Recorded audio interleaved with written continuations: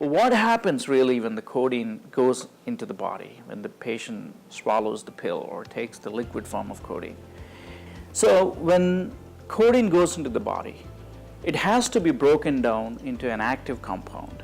Codeine is an inactive substance, so it goes into the body, has to be broken down or activated into an active compound.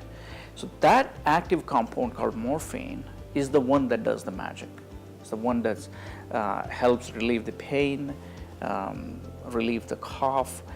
But the enzyme that converts codeine to morphine, morphine is the active active compound of morphine. There is a lot of individual variation in this enzyme.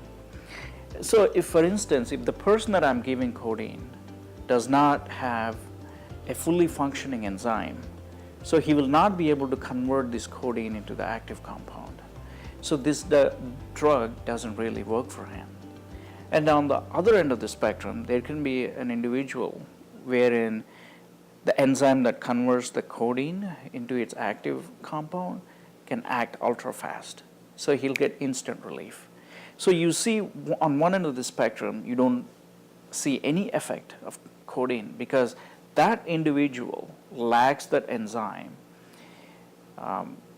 technically called non-metabolizer, and so you don't see the effect of the drug. And the other end of the spectrum where you see immediate effect, but the effect doesn't last long.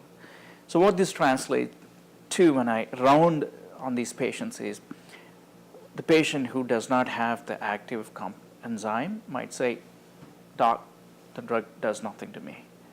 I need something else."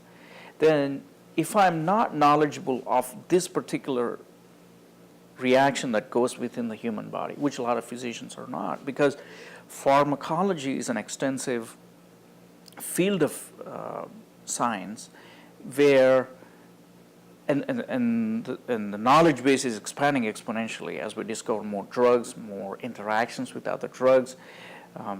The field is expanding exponentially, and a lot of physicians do not have this depth of knowledge for all the drugs they're prescribing, including me. So what I do is I hope by giving this drug, I hope sometimes the patient also hopes and they even pray that this drug or the treatment I'm giving works.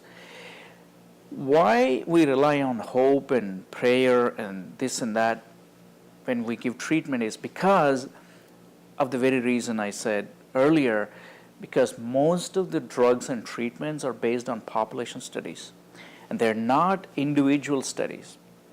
So this is what we practice now, based on population statistics, and not in its truest sense personalized medicine. But if we ask, why did we practice population studies, population statistics, why do we base our treatments and recommendations, the physician's treatments and recommendations on population studies, we have to go back and examine how we arrived at the current, what we call disease-centric approach or organ-centric approach. In other words, there is a problem in the organ, you go in and find out where the problem is, and you treat the organ or the organ system, like respiratory system, which includes lung and other trachea, bronchi, respiratory tract, and other. That's an organ system. So you go in and tackle the organ system. That is how we arrived at what we call specialists.